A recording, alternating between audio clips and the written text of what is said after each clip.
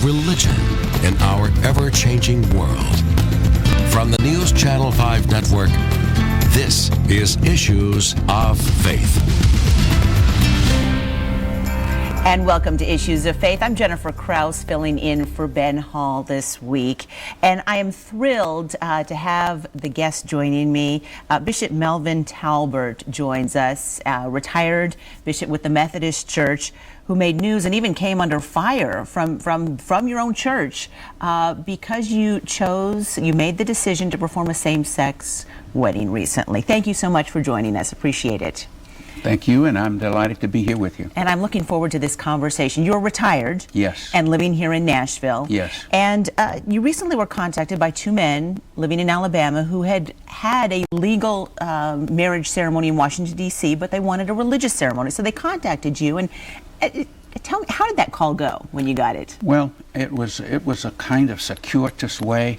I'll need to go back a little bit and tell you, at the last General Conference, 2012, I made a statement to my sisters and brothers who are gay and lesbian after the General Conference refused to remove the derogatory language and the prohibitive laws. And I simply declared to them that, God has already settled this matter. And those derogatory statements and those laws are immoral and unjust and no longer deserve our loyalty and support. And then I called for biblical obedience using Micah 6 and Matthew 12:28 through 31. Micah 6 is that famous passage, "What does the Lord require of you but to do justice and to love mercy and walk humbly with God?" And the Mark passage, did I say Matthew? It's Mark 12.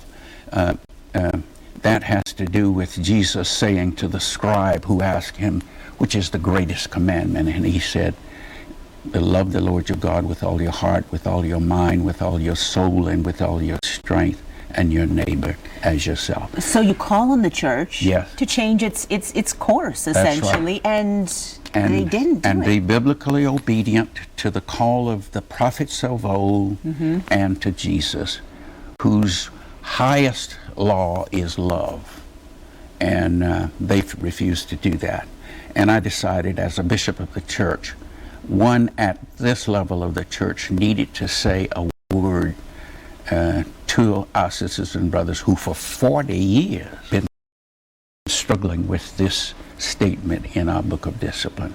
What prompted you? What hit your heart and made you want to take this bold step forward?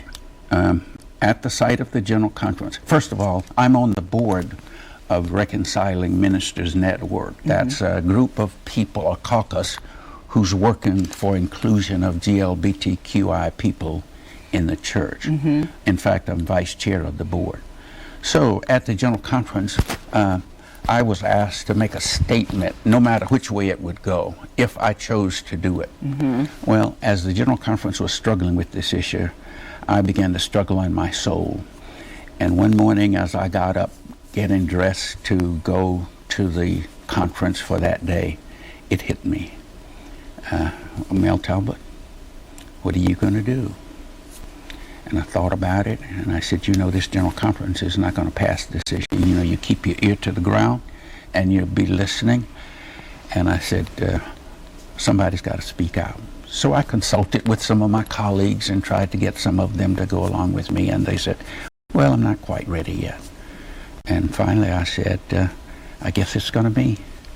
And it's going to be me. And the Spirit says, why not? So you knew going into this that you were going to be going against the church and most of the people that you were serving with. Oh yes. I knew that my thinking was moving in that direction. And then I chose to do it. And I told the people at the conclusion of my statement that if the opportunity presented itself, I would do a same-gender wedding. And then the opportunity presented itself. And it happened in there was a person from Alabama at General Conference. The couple went to his pastor to ask her to do it.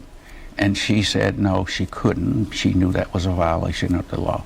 But then she recommended the couple to the former pastor. It was a former pastor who was at General Conference, and he told them, I'll be happy to do it, but I think I know someone else who would be glad to do it, and I wouldn't have to get in trouble for doing it.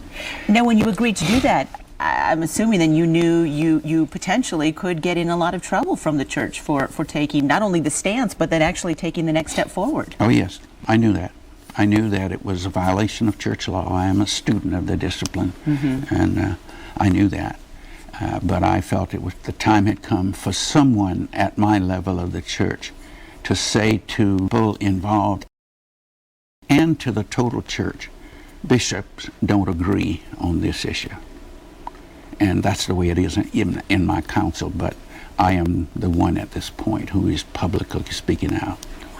Now, I believe we have some photos from the wedding that we can share. And, Okay. and as we're taking a look at some of those photos, tell us about the service. Okay, all right. I'm sure when you were serving as bishop and minister, you performed many wedding ceremonies. Did this differ than? It was just a regular wedding. You know, we went into that day anticipating, obviously, some disturbance.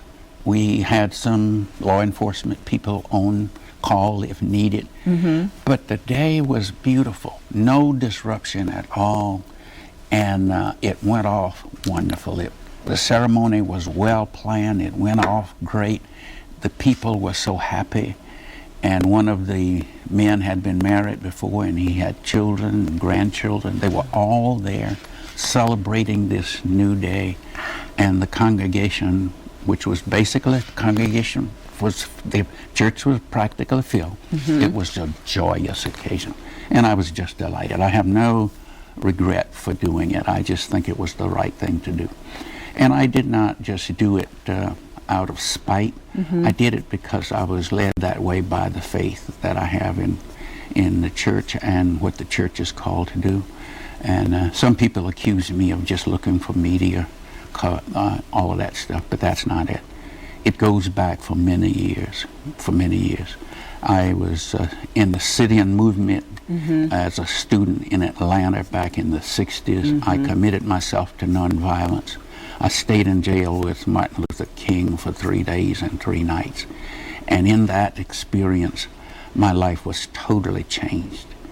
I was operating out of hate for white folk, and Martin Luther King came along with this alternative of love as the best way.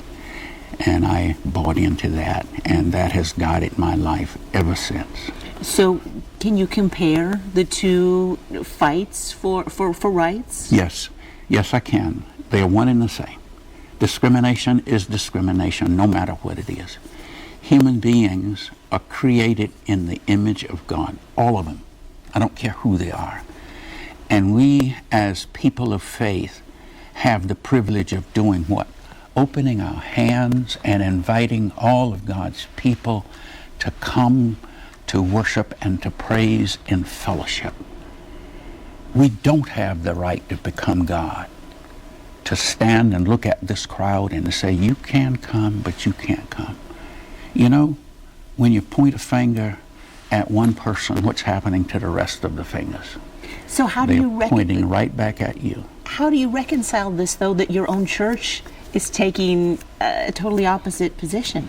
Well, I think the time has come for we as bishops to not only speak for the church, but to speak to our church.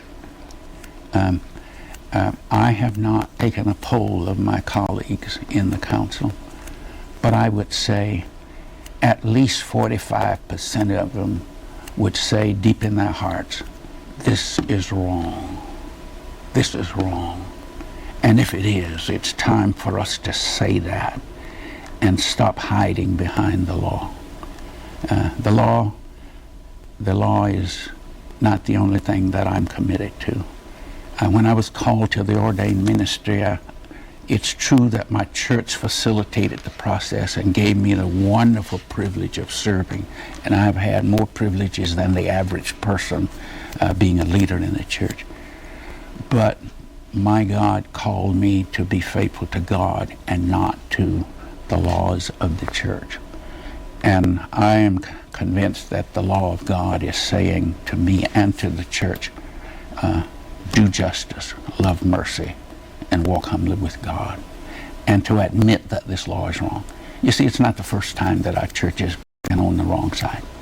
We were on the wrong side over the slavery issue. We were on the wrong side with the issue of women, the role of women in the church. This is another one of those cases. And it's time for us to step up to the plate and say, no more discrimination. These are all God's children. But just as you use Scripture to explain your position, there are those, not only in your church, but of other faiths or other churches, who also cite Scripture, who will say this is to say this is wrong. Yes, I'm well aware of that, and I know all of those scriptures. But when you read the Bible, it is not consistent. When you also read the Bible, you have to understand how the Bible came to be. The Bible didn't come by God calling all of the computer whizzes to a mountain and say, on this day, I'm going to give you the Bible, and start at Genesis and go to Revelation. The Bible came through human beings just like you and me, who were faithful in their witness. They did all they could, all their level best to understand who God is and what God is calling them to do. But you and I know we are human, and we have frailties. And if you look at what we do today, you will know, in spite of how faithful we say we are, we don't always do right. Well, my sisters and brothers of years ago, when the scriptures were coming into being, they did their best, but they weren't God. On that note, we're going to take a quick break. We're going to continue our conversation with Reverend Talbert in just a moment. Don't go away.